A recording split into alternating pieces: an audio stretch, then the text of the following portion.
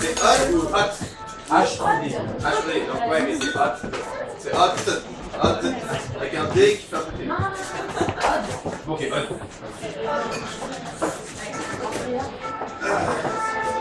Ça va, tout le monde a réussi à trouver la place, trouver l'endroit? On va commencer vite fait. C'est pas grave.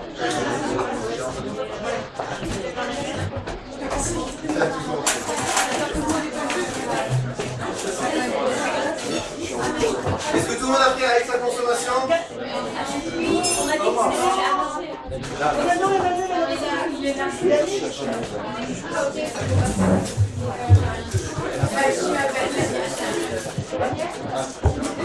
Est-ce que tout le monde a eu son manuel?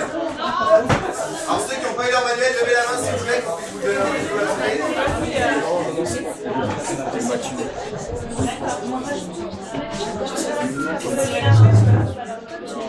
plaît, il y a quelqu'un qui a trouvé le manuel?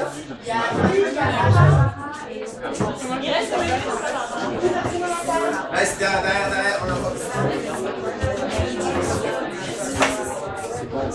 Parfait, c'est bon, tout le monde a un manuel? Est-ce que tout le monde peut prendre sa consommation, s'il vous plaît?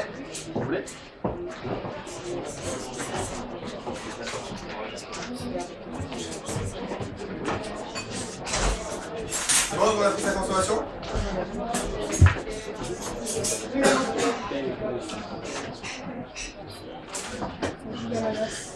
C'est bon, Camille? Reste. Ça y est, tout le monde.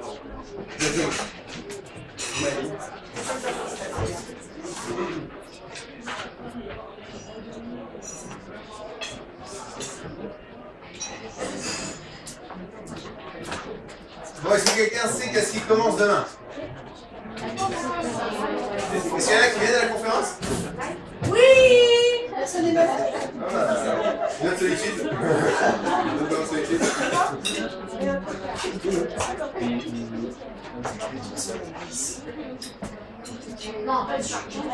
Je pars demain, donc moi je pars demain dans la matinée, on part, donc je prends le Eurostar avec Anaïs et ma belle-sœur, ma jeune belle-sœur qui est ici là.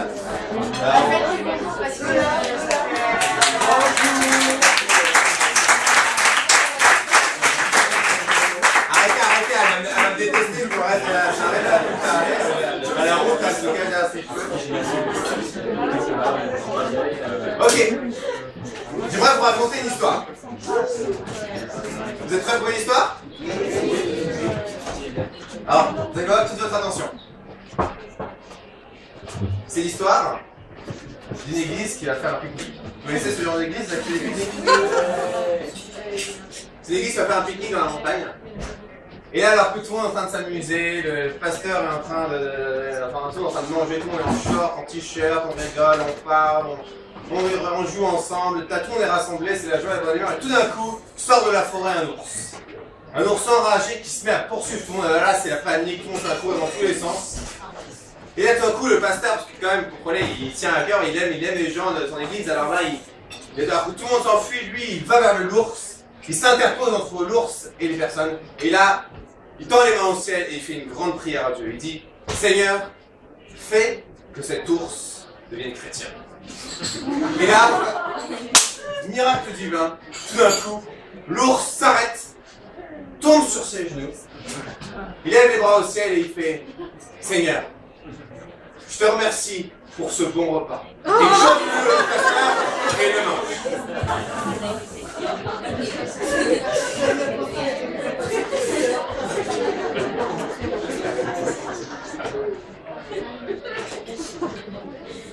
Hein? Comment? Pourquoi est-ce que je vous raconte cette histoire? C'est une histoire vraie? Non, je suis pas sûr. Mes sources sont pas très claires. Okay. Pourquoi est-ce que je raconte cette histoire? Notre désir à l'église, c'est que vous deveniez des chrétiens. Okay? Ou que vous l'êtes déjà, vous aider à toujours plus comprendre ce que ça veut dire être un chrétien et à le vivre. Et ce que j'aimerais, et notre rêve, c'est que pour vous être chrétien, ça va dire quelque chose de plus que de simplement faire une prière avant de manger. Ok? Hein, c'est pas que ça change pas simplement ça, mais que ça fasse un changement dans votre vie. Et ce soir, je commence cette session en posant la question, pourquoi est-ce qu'on est ici?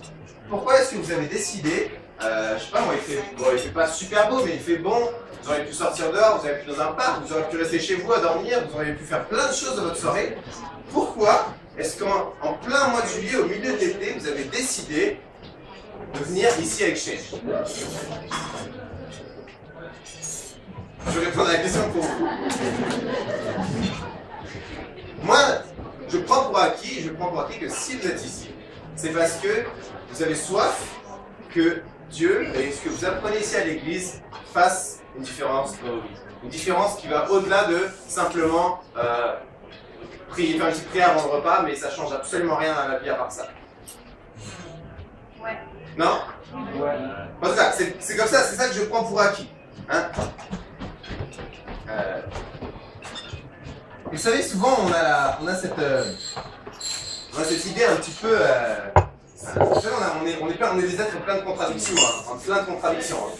Et souvent on voudrait changer, mais on ne voudrait rien changer. Hein? Je voudrais maigrir, mais je veux rien faire, rien changer dans mon emploi du temps, dans ma manière de vivre, dans ma manière de manger, rien changer dans mon activité physique quotidienne, mais je veux maigrir, ok? Donc je veux maigrir, mais je veux rien faire pour maigrir. Hein, vous avez déjà vécu ça? Hein? Je veux avoir des bonnes notes, mais je fais rien pour avoir des bonnes notes. Hein? Je veux changer, je veux améliorer plein de choses, on va améliorer plein de choses dans notre vie, mais on ne fait rien pour l'améliorer. J'aimerais semer en vous une idée toute bête. C'est que c'est une folie de s'attendre à des résultats différents en faisant toujours la même chose. Est-ce que je peux le répéter encore une fois? C'est une folie de s'attendre à des résultats différents en faisant toujours la même chose.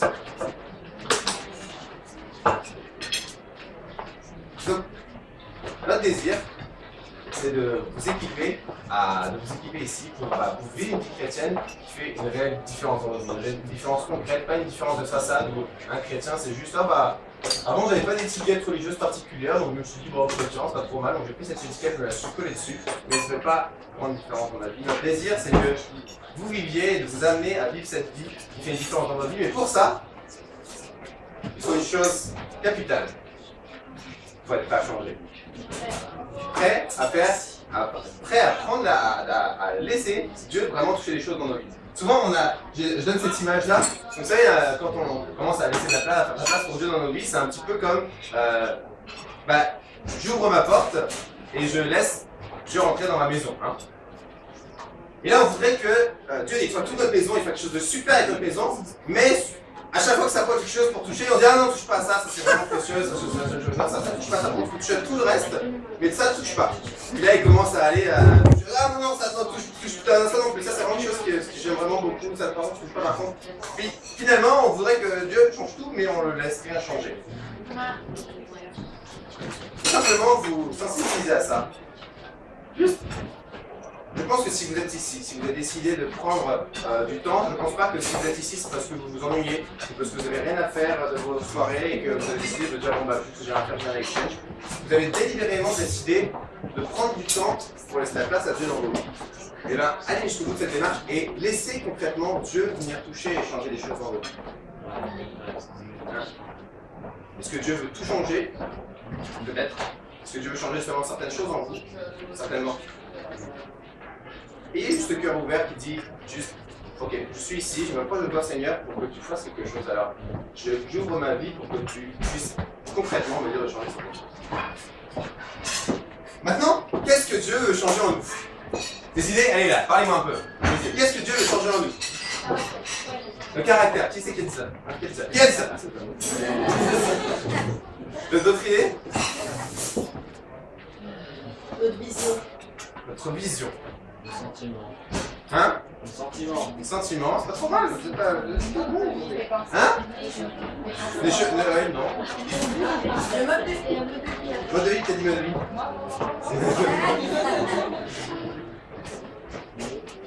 Est-ce que je vous choque si je vous dis que Dieu n'en a rien à faire de changer la manière dont on agit? Ah, j'ai choqué quelqu'un? Oui. Oui, qui c'est que j'ai choqué? Je suis content, j'ai choqué qui? Merci, ça fait plaisir de Dieu n'a rien à faire de changer la manière dont on agit. En fait, j'aimerais me dire même quelque chose de plus fondamental, ça n'intéresse pas Dieu la manière dont vous agissez. J'aimerais qu'on lise un passage ensemble. Vous êtes prêts? Marc, chapitre 7, versets 14 à 23. Marc, chapitre 7, versets 14 à 23. Non.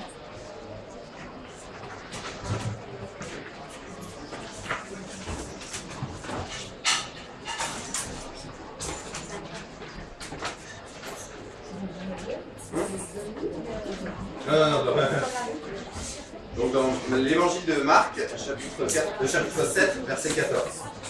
Je vous le lis.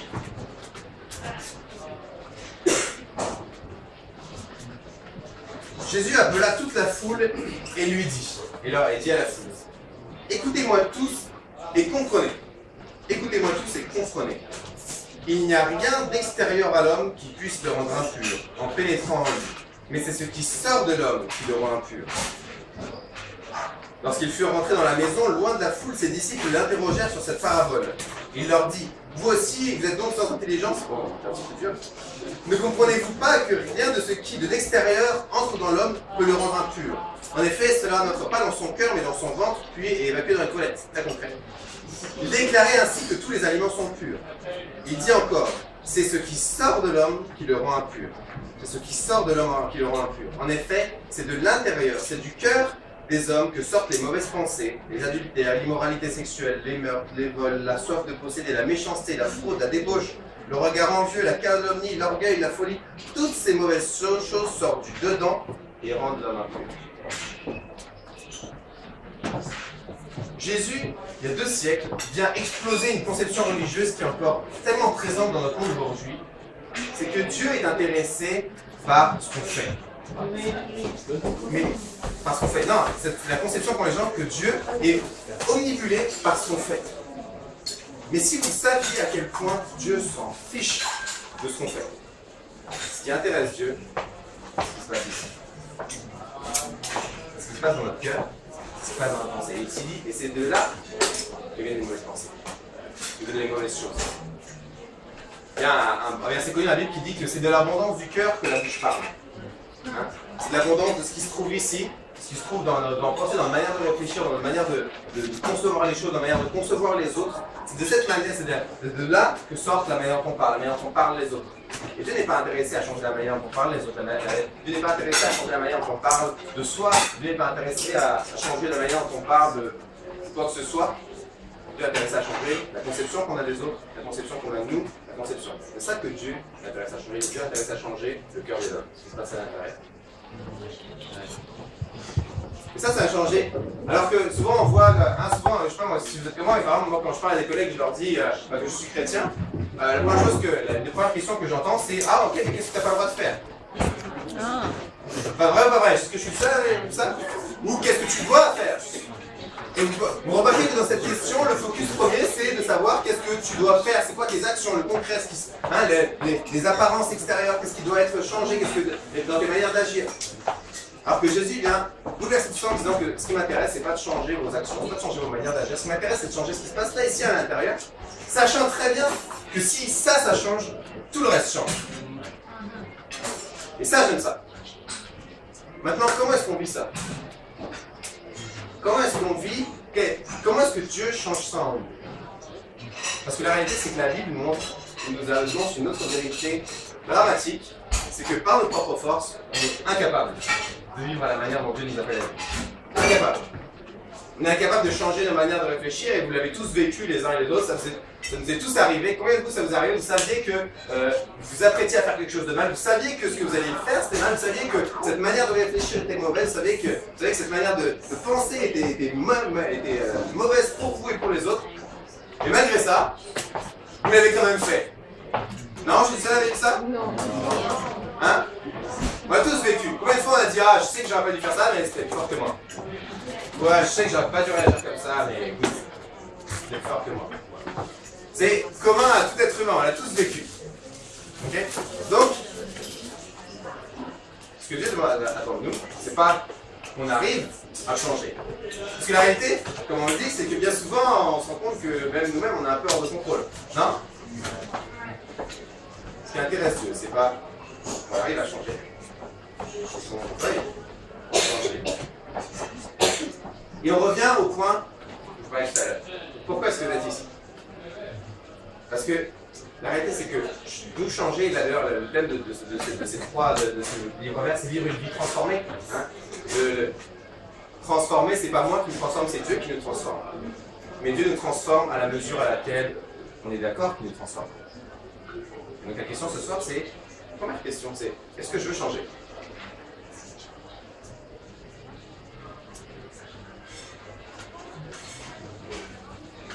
Un dernier passage avant d'attaquer. Matthieu chapitre 5, verset 6. Matthieu chapitre 5, verset 6. On tourne.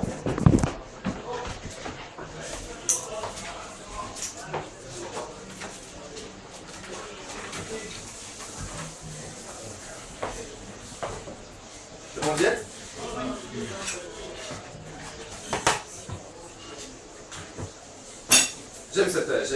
C'est un petit passage. C'est l'introduction, vous savez, quand Jésus a commencé à faire son ministère sur terre, il a fait plusieurs discours, mais un de ses discours le plus connu, peut-être que vous avez déjà entendu parler, c'est le sermon sur la montagne. Et c'est le premier sermon, c'est le premier message, le premier message qu'il va apporter à ses disciples.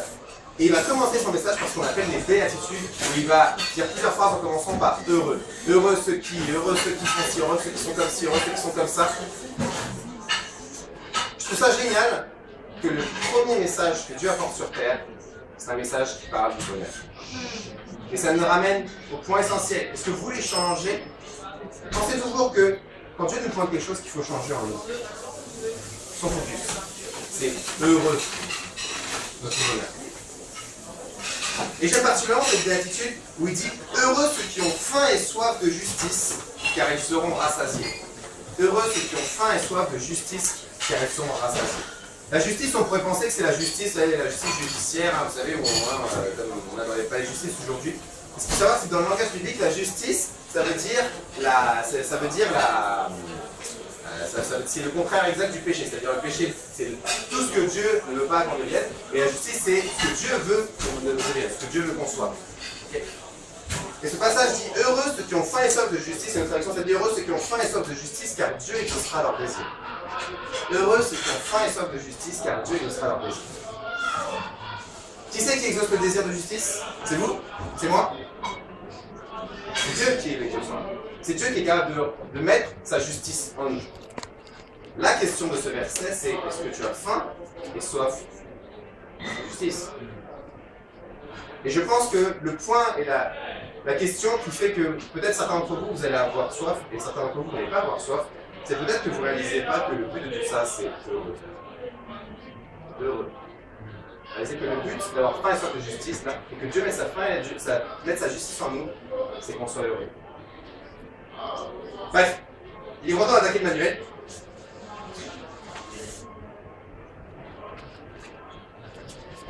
Donc, Dieu ne veut pas changer nos actions en nous, Dieu veut changer ce qui se passe à l'intérieur de nous. Et c'est Dieu qui veut changer, c'est pas lui tout ce qu'il attend, c'est est-ce qu'on veut changer. On commence. Le but de cette session est de te donner certaines clés pratiques pour le renouvellement de ta pensée. Donc les clés pour le renouvellement de la pensée, il faut décider de changer, comme je vous l'ai dit. Il faut désirer le changement.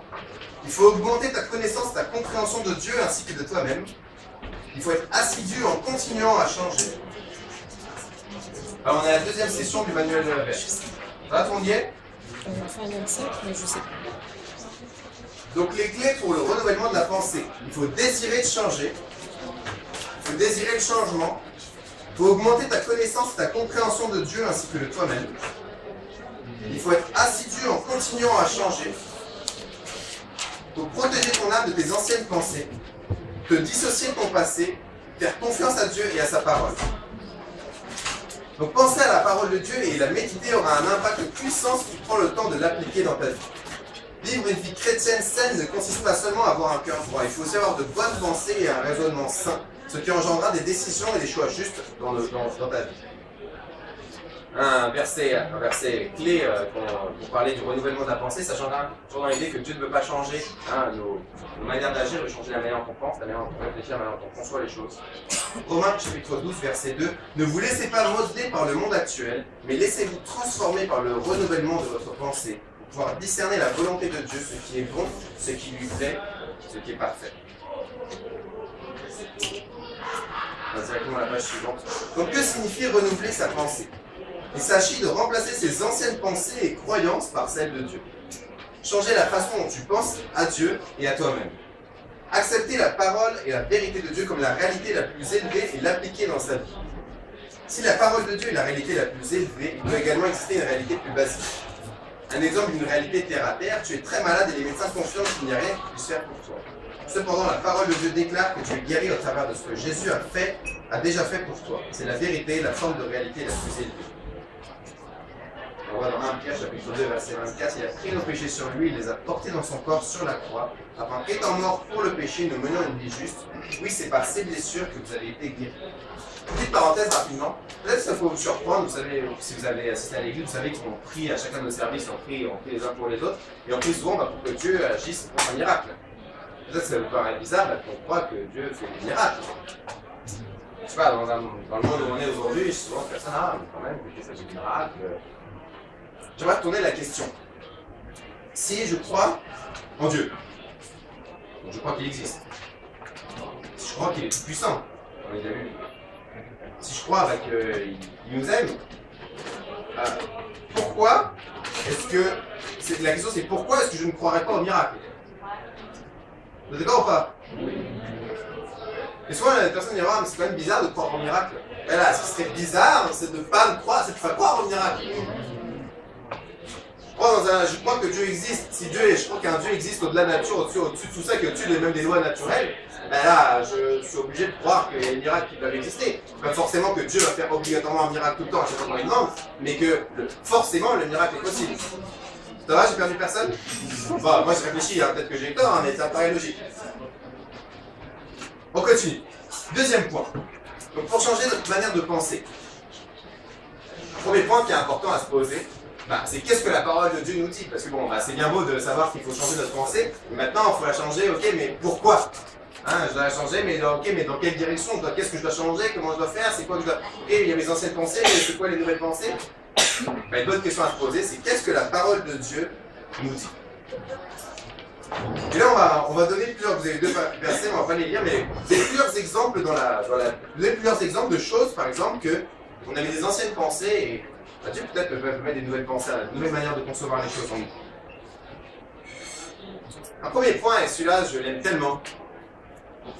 Tu es une créature merveilleuse et créée avec un soin particulier. Tu es une créature merveilleuse créée avec un soin particulier. Vous savez, on est dans un monde qui cherche l'élite. Je ne sais pas si vous l'avez remarqué, c'est partout, c'est dans nos émissions télévisées, on cherche le meilleur, la crème de la crème, les meilleurs des meilleurs, des meilleurs, des meilleurs, des meilleurs, des meilleurs. On cherche, il y a la masse des anonymes et les quelques exceptions, les perles qu'il y a au milieu des gens. Vous savez, un peu, vous savez, il y a la foule insignifiante, et au milieu, il y a le potentiel, il y a la personne exceptionnelle. C'est le concept de la plupart de nos émissions télévisées, on élit le meilleur des meilleurs, on les cherche, là, parmi les inconnus en masse, ceux qui sont... On est dans une société très élitiste.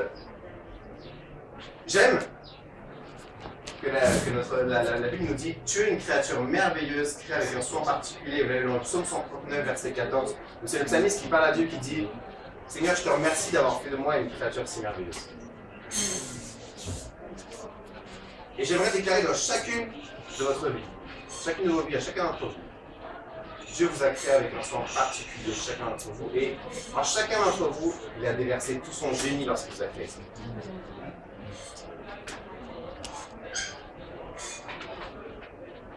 Ça veut dire beaucoup pour moi, ça. Parce que j'ai toujours... Ça vous est jamais arrivé d'être entouré par des personnes plus talentueuses que vous? C'est horrible. Mais, tu sais, il y a des gens qui sont juste talentueux sur quelques points, mais des gens, t'as l'impression que peu importe sur quoi tu les compares avec toi, ils sont meilleurs que toi. Là, c'est horrible d'être à des personnes comme ça, c'est que tu te dis, est-ce que je suis même digne de respirer la même air que lui? Et moi, je me souviens particulièrement d'un moment dans ma vie où j'étais dans une famille d'amis, et c'est pas seulement qu'il y avait un dans la famille, c'était tous comme ça. Tu sais, ils jouent 15 instruments, ils sont forts à tout, même aux jeux vidéo ils étaient meilleurs que moi. Là, et moi j'avais 14 ans et concrètement là, je me sentais mais nul à côté d'eux, je me sentais pas intéressant, ils étaient marrants, ils étaient drôles, ils avaient de la culture, ils avaient tout, voilà, et moi j'avais rien. Donc, et je me souviens toujours de ce moment-là où j'étais assis au fond de la truc, alors que moi je savais pas jouer d'un instrument, je savais pas qui j'étais, puis j'étais pas bon à l'école, j'étais pas bon en grand chose en fait. Hein. Et tout ça, c'est cet adolescent qui se trouvait pas beau, qui se trouvait pas intéressant, et ça m'a vraiment été un changement pour Dieu dans ma vie, d'inscrire au plus profond de mon cœur, et il l'a fait profondément en moi, qui m'a créé avec passion et avec la même passion que tous les autres. Et que quand il m'a créé, il a déversé tout son génie en moi, autant qu'il l'a fait pour vous. Et si Dieu pouvait graver ça et changer les vieilles pensées, vous savez, j'aime dire qu'à l'église, ici, on n'est pas des chercheurs de potentiel. Hein, on n'est pas des chercheurs de potentiel, cherchant, ok, non, c'est pas de potentiel, pas de potentiel, pas de potentiel, potentiel. J'aime dire qu'à l'église, on est des débloqueurs de potentiel. Donc le but, c'est pas de chercher lequel d'entre vous a un potentiel, c'est de vous aider à réaliser tout le potentiel que Dieu a mis en vous, tout le génie qu'il a déversé en vous, et peut-être que vous en rendez même pas compte de tout ce que Dieu a mis en l'intérieur de vous, et de vous aider à le débloquer. Ça, c'est notre passion à l'église. On n'est pas des chercheurs de potentiel, on est des débloqueurs de potentiel. Et de base, alors que peut-être que vous ne voyez rien en vous, et peut-être que même moi je ne vois rien en vous, mais j'ai la conviction au-delà même de ce que je vois que Dieu a mis quelque chose d'extraordinaire en vous, et que tout ce que ça demande, c'est être débloqué. Un bon premier pas pour changer de pensée. Le deuxième point, Dieu te connaissait bien avant que tu sois formé dans le ventre de ta mère. Ça aussi, c'est quelque chose, peut-être moins avec moi, mais peut-être pour ça d'entre vous, je ne connais pas la plupart d'entre vous, ou en tout cas, je ne connais pas suffisamment pour savoir ça. Je ne sais pas jusqu'à quel point vous avez été désiré, ou vous vous êtes senti désiré ou apprécié autour de vous. Mais avant même que quiconque te connaisse, avant même que tes parents te connaissaient, Dieu te connaissait bien avant que tu sois formé dans le ventre de ta mère. Avant même que n'importe qui te désire, t'es même imaginé, t'es même pensé, t'es même apprécié, lui te voyait déjà et t'avait déjà apprécié. Il t'appréciait déjà. Tu as été créé en Jésus-Christ, c'est autre chose. Tu as été créé pour de bonnes œuvres. Tellement de fois j'entends des personnes, on se donne un peu ce discours, ah mais moi de toute façon je pense que je suis quelqu'un de mauvais. Hein? Tellement de fois j'entends des personnes dire, ah moi je pense que fondamentalement je suis pas quelqu'un de bien. Dieu vous a créé pour de bonnes œuvres. Et si actuellement tu vois le mal en toi, c'est une déformation de ce que tu veux vraiment, mais ce n'est pas ce que tu veux vraiment. Dieu vous a créé chacun d'entre vous pour de bonnes œuvres. Il vous a créé avec un but de bien. Quand il vous a créé, vous pensez à quelque chose d'extraordinaire. Et peut-être actuellement vous en sentez tellement loin parce que la vie et tous nos parcours de vie ont déformé tout ça. Et Dieu vous a créé pour de bonnes œuvres. Un autre point sur lequel on peut changer notre manière de penser, c'est tu peux avoir la vie en abondance, la vie selon Dieu. J'aime, ça me donne le verset de Jean chapitre 10, verset 10, c'est le passage où Jésus dit « Je suis venu pour donner la vie et la vie en abondance » ou la vie éternelle. Et souvent, quand on pense vie éternelle, souvent les gens ont juste l'image « Ah bah ok, le paradis, le ciel, après la mort, l'au-delà ». Mais le terme qu'utilise Jésus, là, c'est le terme en grec qui dit Zoé. Alors on a la chance qu'on a Zoé ici avec nous, mais Zoé. Peut-être que vous connaissez des gens qui s'appellent Zoé autour de vous. Le mot Zoé, c'est le terme grec pour parler de la vie, mais pas seulement la vie dans le sens physique du terme, hein, vous savez, le cœur qui bat, le corps qui fonctionne. Pas la vie dans ça, la vie en abondance. La vie dans sa entièreté, la vie dans sa plénitude, ça se dit pas? Mais la vie dans sa plénitude, dans tout ce qu'elle a à nous offrir, la vie dans son entièreté. Dans son intégralité, voilà, merci. Heureusement qu'elle avait bien la... C'est pas dans le cours, en français. Non, c'est... Et tellement de fois, souvent, on limite nos vies en disant « Ah bah, écoutez, moi, je suis... » Moi, on a fait nos études à lycée, moi, au Québec, dans un pays où les Québécois disent de même, vous savez, les Québécois, nous, on est nés pour un petit pain. Expression pour dire que, bah, tu sais, nous, on fait pas... Nous, les Québécois, on n'est pas destinés à de grandes choses. Tellement de fois, on place des limitations sur nos vies à cause de toutes sortes de choses, de notre arrière-plan culturel, de notre arrière-plan familial, de notre propre vie à nous, et on se dit, ah bah moi, de toute façon, la vie en abondance, c'est pas pour moi. Jésus dit, je suis venu pour donner la vie et donner la vie en abondance, donner la vie zoé, la vie dans son entièreté. Et ça, c'est ce que Dieu veut en réserve pour chacun d'entre nous. Mais ce que Dieu veut pour chacun d'entre nous, notre manière de changer notre vie. Tu peux vivre une vie prospère et bénie, il n'y a aucune condamnation pour ceux qui sont en Jésus-Christ. Tu peux t'approcher, une autre manière, c'est que tu peux t'approcher avec assurance du trône de Christ. Tellement de fois, on a cette image de Dieu où on s'approche de lui, vous savez, tout doucement, en espérant que là, vous savez, là, hein, j'ai pas fait des choses très bien cette semaine, en espérant juste, je m'approche tout doucement de Dieu en espérant que la claque va pas venir. Et on a cette attitude par rapport à Dieu, on a beau répéter semaine après semaine, non mais tu sais, Dieu nous aime, je suis ouais, mais il m'aime, mais bon, quand même. On sait jamais, la claque elle peut venir. C'est pas ça. Hein?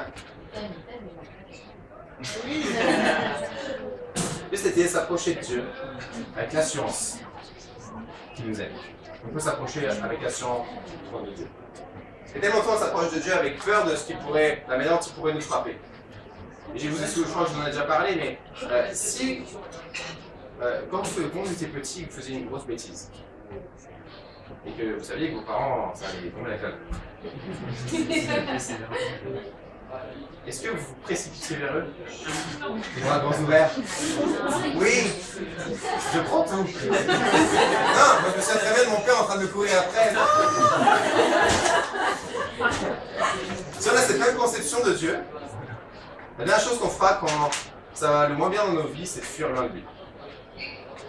Mais on peut changer notre conception pour dire tu peux t'approcher avec assurance du trône de Christ. Dieu te donne une autre chose, c'est Dieu te donne une espérance, un but et un avenir.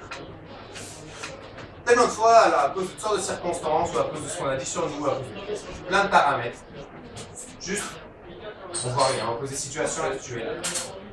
On voit pas d'avenir, on voit pas de bout du chemin, et ça, peut-être pas pour le moment, mais peut-être qu'on a tous des situations dans notre vie, ou des saisons dans notre vie où parfois on sent qu'il n'y a pas d'issue. Mais au-delà de tout ce qu'on voit, Dieu nous donne cette assurance qu'il nous a préparé un avenir. Il nous donne une espérance, et qu'avec Dieu, il y a toujours une espérance. Et enfin, mon préféré. Tu as un Père merveilleux qui t'aime bien plus que tu ne peux le comprendre. Un Père qui t'aime et qui te chérit sans condition. Et je crois qu'une des choses les plus dures là-dedans, c'est d'arriver à changer nos pensées suffisamment, enfin, allez, on ne peut pas y arriver, laisser Dieu changer nos pensées suffisamment pour arriver à accepter l'idée qu'on puisse nous aimer sans condition. Sans de je t'aime si. Je t'aime à condition que. Et de juste accepter l'amour de Dieu comme un cadeau gratuit. Parce que tellement on est tous habitués autour de nous à avoir des relations avec les autres où on se sent que bon, il faut quand même que je fasse ça pour qu'il continue à m'apprécier, il faut qu'il fasse ça pour moi ou pour que. Juste savoir que Dieu nous accepte tel qu'on est et nous aime gratuitement sans rien en retour. Ça montre que Dieu vient de changer quelque chose de profondément en nous. Parce que je crois qu'avec personne d'autre on a ce genre de relation. Donc le fait de t'attacher à de nouvelles et de meilleures pensées basées sur la parole de Dieu change qui tu es. Quelques clés pour renouveler sa pensée. Pour renouveler ta pensée, prends des décisions. Prends la décision que dorénavant tu vas vivre une vie transformée. Tu dois prendre la décision de changer. Ça va être un style de vie et une décision qui dure toute la vie. Deuxièmement, tu dois avoir le désir de renouveler ta pensée. Quel est ton désir? Le psaume 37, versets 4 à 5 dit « En Dieu, mets ta joie, et il comblera les vœux de ton cœur. C'est à l'Éternel qu'il faut remettre tout ton avenir et confiance en lui, et il agira. » Tu dois avoir un réel désir de changer. Ce n'est pas le désir d'un autre qui te fera changer, c'est ton propre désir qui te conduira. C'est ce qui pousse les gens à poursuivre leurs objectifs dans la durée. Maintenant, pareil, je ne sais pas vos chemins à chacun d'entre vous. Je ne sais pas qu'est-ce qui vous a amené chacun d'entre vous à l'église. Peut-être que c'est un ami, peut-être que c'est la famille, peut-être que c'est tout seul. Mais dans le cas où c'est un ami ou c'est quelqu'un de la famille qui vous a apporté, parfois juste, vous sentez ça dans votre vie, peut-être que vous êtes déjà passé cette étape-là, peut-être que vous ne l'avez pas passé encore. Vous pouvez juste dire, ok, maintenant, peut-être que là je suis venu, puis c'était l'église de mon ami, ou c'était l'église de ma famille, ou c'était la foi de mes parents, ou c'était la foi dans laquelle j'ai grandi. Moi-même j'ai dû passer par là où j'ai grandi dans une famille chrétienne, puis c'était l'église de mes parents, puis c'était la foi de mes parents, et il y a un moment donné où ça a dû arrêter d'être la foi des autres, et ça a dû devenir la mienne. Et c'est devenu quelque chose, et ma vie avec Jésus, ma vie chrétienne n'est plus devenue quelque chose que je vivais parce que les autres le vivaient, mais je le vivais pour moi-même. Donc je ne sais pas ce que vous en avez chacun d'entre vous, mais juste sensibiliser à ça, dire ok, juste poser la question sans vous accuser, mais juste pourquoi est-ce que je vis la vie chrétienne? Est-ce que je la vis pour quelqu'un d'autre ou est-ce que je la vis pour moi? Pour renouveler ta pensée, développe ta connaissance et ta compréhension. Accrois ta compréhension de Dieu, de ce qu'il estime. Accrois ta compréhension de toi-même et de ce que Dieu pense à ton sujet. Ton champ de connaissance est la fondation sur laquelle tu construis. Si la base est petite, les expériences de la vie resteront petites. Donc là, c'est un peu comme on parlait au-dessus, apprendre qu'est-ce que la Bible dit de nous. Je vous ai donné quelques exemples tout à l'heure de choses en parlant de Dieu a fait de nous une créature merveilleuse, mais il y a plein de choses que la Bible dit par rapport à nous, plein de choses que la Bible dit par rapport aux autres, plein de choses que la Bible dit par rapport à Dieu, bien sûr. Plus on en apprend, comme je disais, Dieu veut changer la justice, heureux ceux qui ont faim et soif de justice, car Dieu exercera leur désir, et plus vous découvrez qu'est-ce que c'est la justice de Dieu dans la Bible, plus vous permettra à Dieu de pouvoir le mettre en œuvre. Donc, étudiez la Bible alors que vous découvrez des nouvelles choses dans lesquelles Dieu peut vous transformer. Vous pouvez ouvrir votre cœur pour que Dieu puisse vous transformer. Ne savez pas que vous avez besoin que Dieu vous transforme là-dessus, Dieu pourra pas vous transformer. Vous suivez le raisonnement? Non? Vous avez perdu peut-être tous. Peut-être que je l'avais pas vu. Étudiez la Bible pour découvrir quelle est la justice de Dieu, quel est le plan de Dieu pour vous. Pour que Dieu puisse accomplir son plan en vous. Parce que Dieu ne va pas accomplir son plan en vous sans vous demander votre avis. C'est un cheminement que vous faites avec lui, main dans la main. C'est pas, Dieu qui nous formate, qui efface complètement notre tête et qui crée une nouvelle personne. Vous voyez, c'est pas comme ça que ça fonctionne. C'est Dieu qui nous change progressivement alors qu'on réalise qu'est-ce que c'est que la vie avec Dieu. Dieu nous change progressivement. Et pour ça, il faut étudier sa Bible, étudier la parole, en découvrir toujours plus pour savoir vers quoi Dieu peut nous transformer. Ça, c'est plus clair? Vous avez des questions par rapport à ça? Tout ça, c'est le but, par exemple, de nos messages le dimanche matin. C'est pour ça que, bien sûr, on passe des moments dans la présence de Dieu, parce que c'est le moment où on loue, où on chante, où on prie avec Dieu, où là, Dieu peut venir en nous et nous changer, nous transformer. Mais aussi, après, on passe des moments un moment de message, un moment d'enseignement, pour toujours plus apprendre vers quoi Dieu veut nous emmener, vers où Dieu veut nous emmener. Voilà le but des messages. Donc il y a plusieurs façons de nourrir ta pensée. Tu peux lire bien sûr continuellement la Bible. Tu peux prendre du temps pour écouter des podcasts ou des CD qui contiennent un enseignement positif et enrichissant sur la Bible. Alors ça, attention on est dans un monde maintenant où le monde d'internet où vous avez accès à tout et n'importe quoi.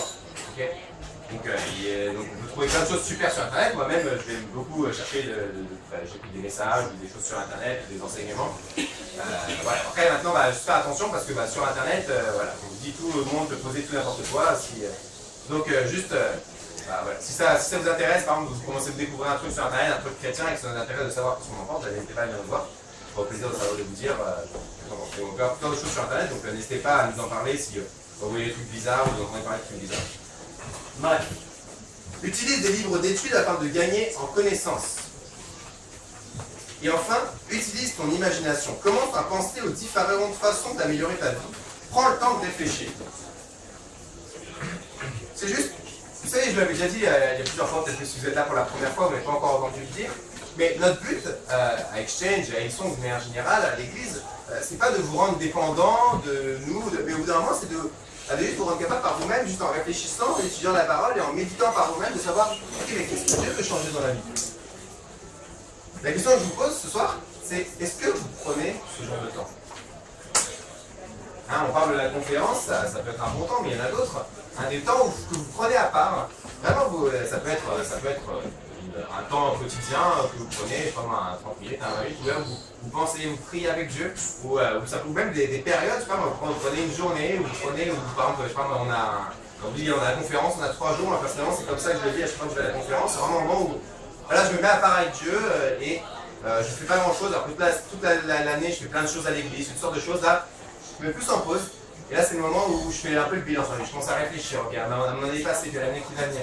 Est-ce que vous prenez des temps pour réfléchir sur vos vies? Est-ce que vous avez des temps qui sont planifiés comme ça dans vos vies? Parce que simplement vous vivez la vie dans le tourbillon, vous vivez jour après jour, mois après mois après année, sans jamais vous arrêter sur penser comment est-ce que vous vivez vos vies. Pour renouveler ta pensée, sois assidu.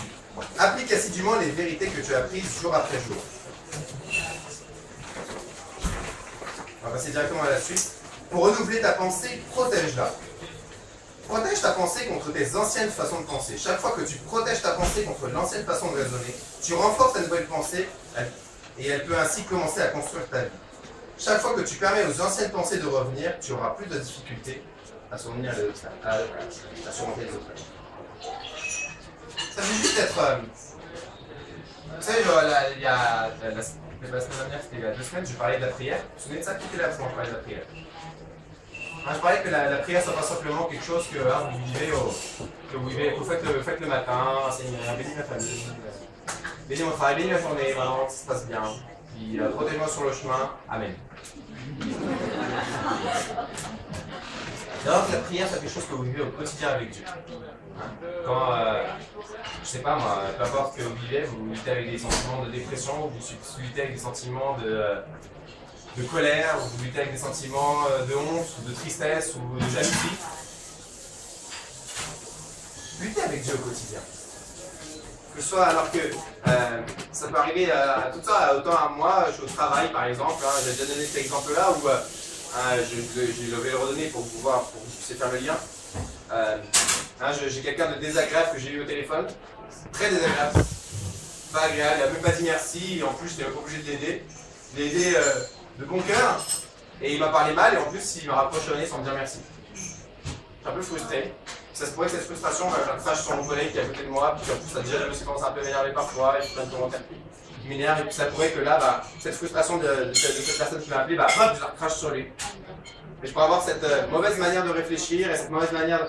Et juste, à ce moment-là, m'arrêter et dire, ok Seigneur, tu vois ce qui se passe à l'intérieur de moi, j'ai encore rien fait, j'ai encore rien dit, j'ai pas encore fait quelque chose de mal, mais tu vois, je sens que ce qui est à l'intérieur de moi là, c'est mauvais. Ça va produire des mauvaises choses à l'extérieur.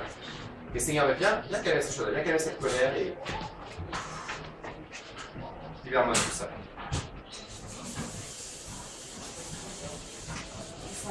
Bon, oui, bien sûr. Non, voilà, je dis ça, mais bon. Mais ça marche si on fait de la place pour Dieu dans nos vies de faire ça. Tellement de personnes jouent une vie chrétienne de dommage avec Dieu. Vous savez, je vis ma petite vie la journée, je lutte tout seul, je galère et j'arrive pas à vivre comme Dieu ma vie. Puis le soir, je reviens vers Dieu, puis je dis j'ai pas réussi. Puis le matin, on prie, on dit Seigneur, aide-moi comme un journée, on se débrouille tout seul, on essaie de lutter, on n'y arrive pas. Puis le soir, on revient, on est déçu, on dit Seigneur, j'ai pas réussi. C'est pas ça la vie chrétienne. La vie chrétienne, c'est vivre notre vie au quotidien avec Dieu, à chaque instant, à chaque moment, alors que justement, je suis au cœur de la bataille. Je vis avec Dieu souvent, Dieu on le rencontre avant et après la bataille, mais on ne vit pas la bataille avec lui. Et c'est là que ça marche. Et bien souvent, c'est là que, c'est qu'au moment de lutter, j'essaie de m'en sortir par moi-même. J'essaie de lutter, alors que la réalité, c'est que la Bible nous dit, tout seul, tu peux pas. C'est plus fort que toi. Et c'est dans ces moments-là qu'on invite Dieu dans notre quotidien. On l'appelle dans le quotidien pour qu'il puisse faire la différence. Donc pour renouveler ta pensée, protège-la. Et protège-la justement au quotidien. Pour renouveler ta pensée, romps avec le passé. Détache-toi de ton passé et rattache-toi à la vie en Christ. Rapproche-toi des personnes qui peuvent t'enseigner, te former et t'aider à te développer en tant que chrétien. Deviens ami avec ceux qui suivent le même chemin. C'est un peu le but de nos connect group, c'est toujours par rejoindre un connect group, sachez que c'est le but de notre connect group. C'est vraiment de t'entourer pour que justement tu sois entouré avec des personnes qui vivent le même chemin que toi et avec qui tu peux parler, tu peux poser des questions, ils peuvent prier pour toi, vous pouvez prier ensemble. Si tu sais pas comment prier, tu te sens perdu, même si on te dit bah, il suffit de parler à Dieu, tu sais pas quoi lui dire, mais juste être en contact avec des personnes qui prient et prier avec eux, bah, ça te permet de développer cette vie avec eux. Enfin, pour renouveler ta pensée, il faut que tu aies confiance. Confiance en Dieu et en sa parole. C'est ce que je disais tout à l'heure. Je pense qu'une des clés essentielles pour laisser Dieu faire son œuvre en nous, c'est d'avoir confiance que l'œuvre qu'il veut faire en nous a pour seul but notre bonheur et le bonheur de ceux qui nous entourent. Une fois qu'on a compris ça, on fait confiance à Dieu de venir se mêler de nos affaires. On le laisse toucher les choses que parfois on ne voudrait pas qu'il touche, mais on a confiance que s'il touche cette chose douloureuse ou cette chose que je n'ai pas envie de toucher ou cette chose que je n'ai pas envie de changer, peut-être que ça me met inconfortable, peut-être que j'aime pas ça, mais au bout du compte, je sais que s'il fait ça, c'est pour mon bien et le bien de ceux qui m'entourent. Pour renouveler ta pensée, il faut que tu aies confiance. Et donc tu ne peux pas renouveler ta pensée par toi-même, il faut le faire à l'aide du Saint-Esprit, à l'aide de Dieu qui est avec toi au quotidien. Très bien. Quatrième point, pourquoi devons-nous renouveler notre pensée? Notre pensée est le point central de nos attitudes, de nos sentiments et de nos actions. Hein, ce qu'on disait, c'est que tout ce qu'on fait, ça sort de notre pensée. Hein, pourquoi il faut renouveler notre pensée? Parce que notre intelligence est capable de pensées mauvaises et destructrices. Notre pensée peut polluer nos vies. Tellement de personnes qui ont tout. Et je sais pas, vous en connaissez certainement autour de vous, puis vous en voyez même, vous en voyez dans notre monde aujourd'hui des gens qui ont tout, mais par eux-mêmes, ils ruinent tout. Juste par ce qui se passe à l'intérieur d'eux. Et pourtant, ils ont tout. On les regarde de l'extérieur, on se dit ils ont tout ce qu'ils auraient besoin. Et moi, l'exemple qui est bien, c'est souvent tellement de filles regardent les autres filles en se disant elle est tellement plus belle que moi. Et la fille en face d'elle est en train de dire elle est tellement plus belle que moi. Et on a l'impression que tout le monde est tellement plus beau que moi, mais l'autre qui est plus belle que moi, elle pense que moi je suis plus belle qu'elle. Et finalement, on est tous jolis, mais on est tous persuadés de ne pas l'être. On a tout, mais c'est notre manière de fonctionner qui détruit. Notre manière de penser, la manière de notre conception. Mais là je parle des filles, mais moi les garçons. Ouais. Le premier va penser à lui, il est tellement plus musclé, plus charismatique, plus si les autres sont toujours plus et nous. Et parfois, on se rend même pas compte de ce qu'on a parce que la manière de fonctionner à l'intérieur nous voit tellement la façon de ce qu'on est. Nous avons besoin d'une pensée pure afin d'adorer en vérité le Dieu saint. Nous avons besoin de la pensée de Christ afin de servir Dieu efficacement. Une pensée renouvelée mène à la victoire. Une pensée renouvelée mène à la paix. Ça c'est fort. Juste la paix. Je ne sais pas comment est-ce que vous êtes angoissé, je ne sais pas comment est-ce que vous vivez votre vie. Moi je suis remercié que Dieu ait fait en moi le miracle de la paix et je crois que je peux le faire en chacun d'entre vous. Mais juste cette paix, tranquillité. Et malgré les circonstances, peu importe ce qui peut arriver, c'est même presque déraisonnable, c'est presque sans... Il n'y a pas de raison à ça, c'est au-delà de l'intelligence, c'est pas juste... Je suis tranquille. J'ai l'assurance que ça va aller. Cette paix, cette tranquillité, qui n'est pas basée sur les circonstances. Il y a plein de personnes aussi qui ont tout, et pourtant sont toujours angoissées. Personnes qui roulent sous les millions, et qui sont toujours en train de tester pareil. Réalisez que la seule vraie paix, c'est Dieu qui peut la donner. Une pensée renouvelée et récompensée. Bref. Comment pouvons-nous renouveler notre pensée? Vraiment, on va donc fixe tes pensées et concentre ton attention sur Dieu. Comme je l'ai expliqué tout à l'heure, juste, est-ce que Dieu est seulement celui, est-ce que vous le voyez seulement avant ou après la bataille? Ou est-ce que vous concentrez votre pensée et vous êtes en permanence avec lui? Permets au Saint-Esprit de t'aider, essaye pas de lutter par toi-même, laisse vraiment Dieu t'aider à tout ça. Demande à Dieu de te révéler ses pensées. Soumets tes pensées à Dieu.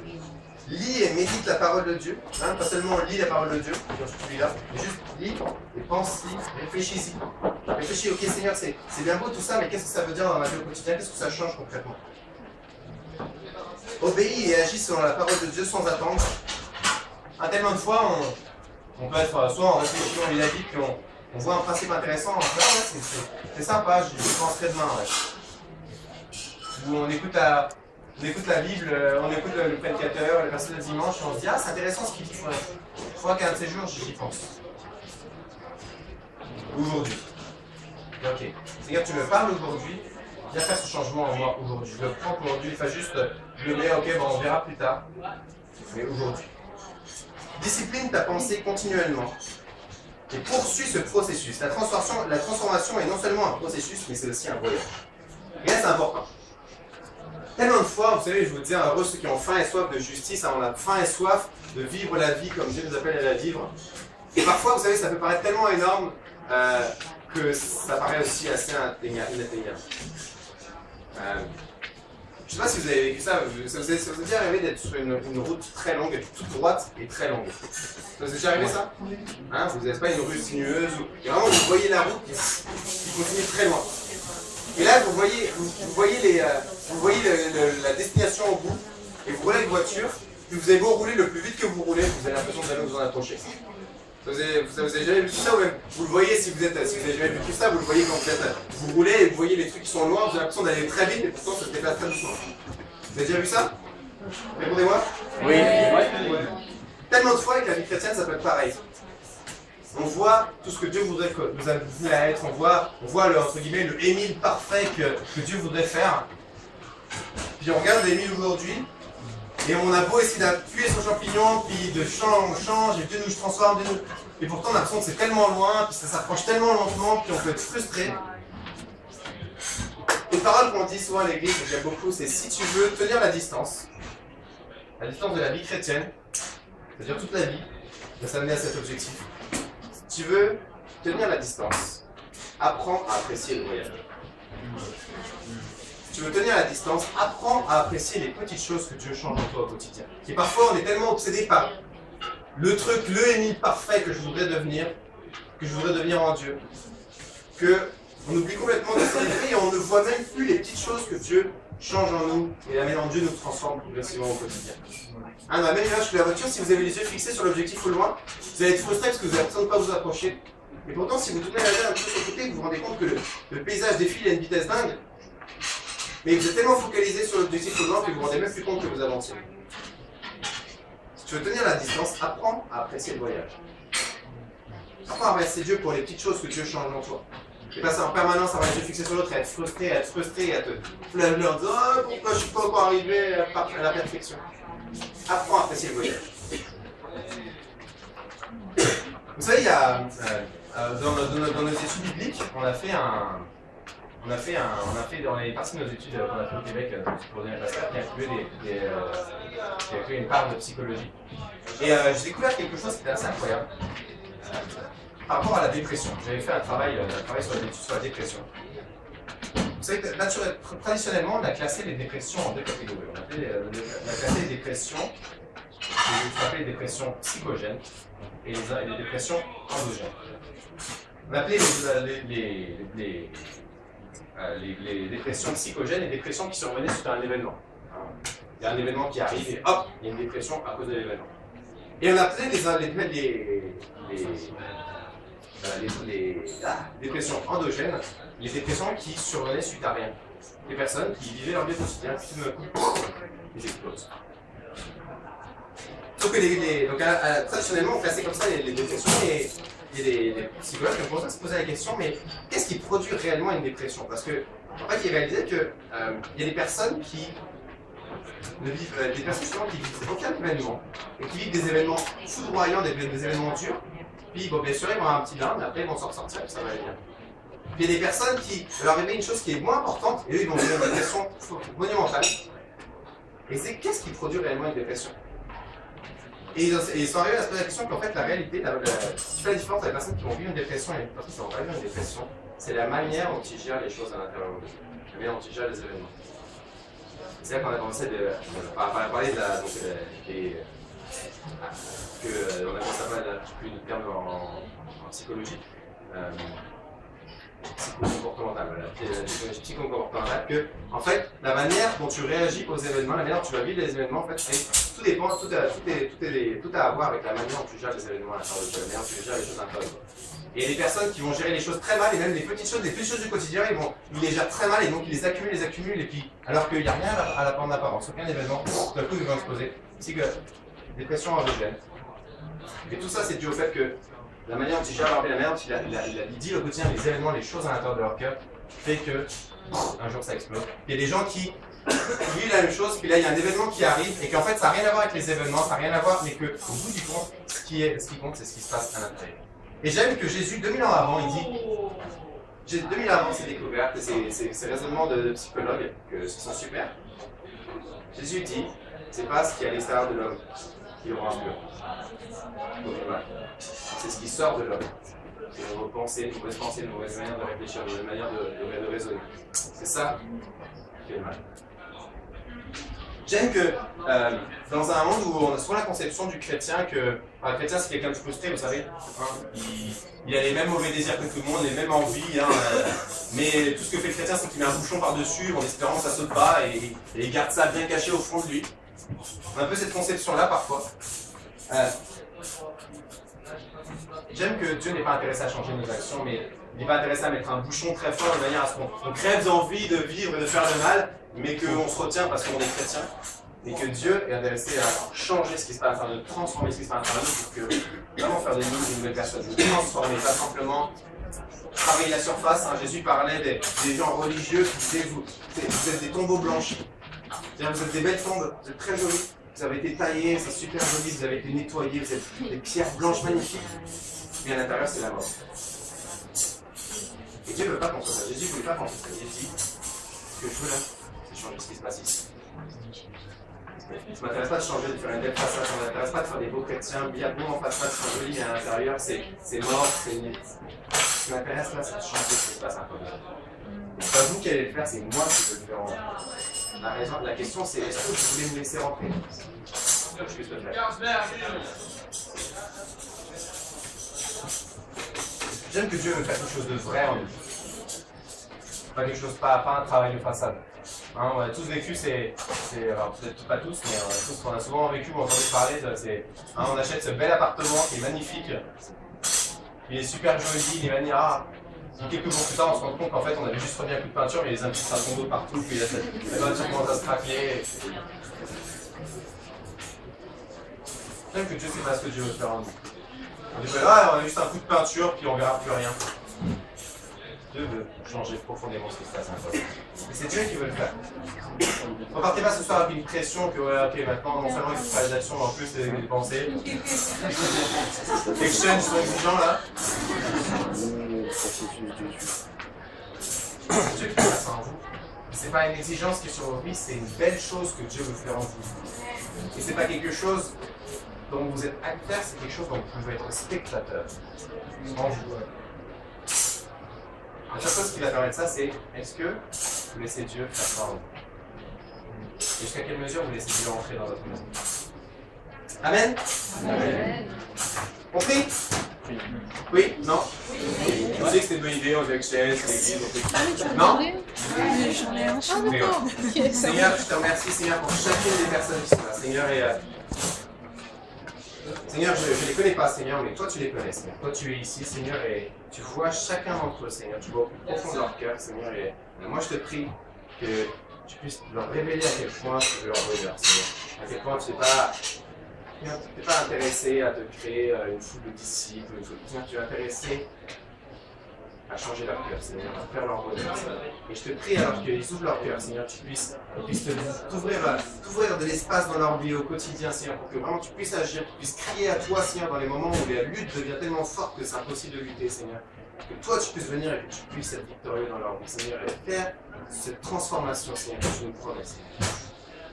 Je te remercie, Seigneur, que vraiment ouvre notre cœur, Seigneur, ouvre nos cœurs et nous à réaliser toujours plus à quel point tu veux notre bien, Seigneur. Donc nous ouvrir nos cœurs. Ouvrir nos cœurs à toi, Seigneur. Accompagne chacune des personnes qui sont là, Seigneur, et que vraiment tu puisses les aider toujours plus à découvrir toutes les bonnes choses que tu as pour eux. Amen. Amen. Amen.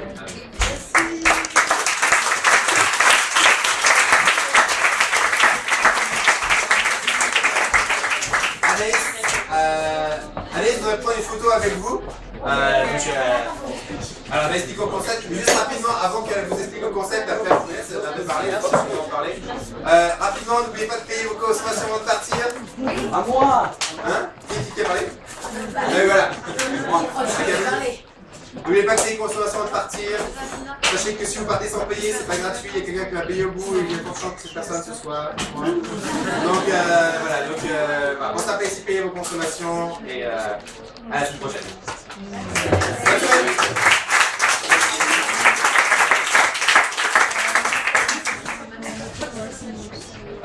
C'est jusqu'au 12. Voilà. 12 août, qui en fait terminera donc les 8 séances, et après ça reprend pas avant le 12 septembre. Okay. On part en vacances, mes chers amis. Donc, tous ceux qui ont des smartphones, si vous avez l'application Hillsong, d'accord, qui permet d'avoir des nouvelles de nos églises à New York, à Los Angeles, à Londres, à Sydney, à Kiev, un peu partout. Si vous avez pas remarqué, moi j'ai découvert ça, j'étais tellement triste. J'ai découvert ça hier et personne ne me l'a dit. J'étais triste. Donc on va se rattraper. Si vous avez cette application, quand vous cliquez dessus, vous avez une petite truc, parce que moi je voulais me revoir la vidéo. En fait, je pensais que c'était la vidéo, et en fait, c'est pas du tout ça. C'est en fait que nos équipes créatives des églises globales ont créé, si vous voulez, un truc de photo sur lequel il y a déjà écrit No Other Name, donc la promotion de notre conférence. Et en fait, moi, ce que j'aimerais faire, comme Émile l'a dit tout à l'heure, il n'y a peut-être pas beaucoup de gens qui vont à la conférence ici à Exchange. J'aimerais faire une photo de vous tous Exchange, parce que comme ça, on va montrer que tout ce qui s'est passé à Exchange cette année, et c'était dans aucun autre nom que celui de Jésus. C'est grâce à Jésus que vous êtes là, que vous êtes transformés, qu'on a pu assurer ces trucs, qu'on a pu faire des volontaires magnifiques, qu'on a pu couvrir cette année ensemble et aller plus loin. Et moi je me dis, on va se venger, parce que moi j'avais pas vu de selfie No Other Name, alors on va faire un énorme selfie No Other Name tous ensemble. Donc si vous voulez tous, et là il va falloir vous... Alors vous savez ce que c'est un selfie, c'est une photo carrée, et là c'est plutôt rectangulaire à droite.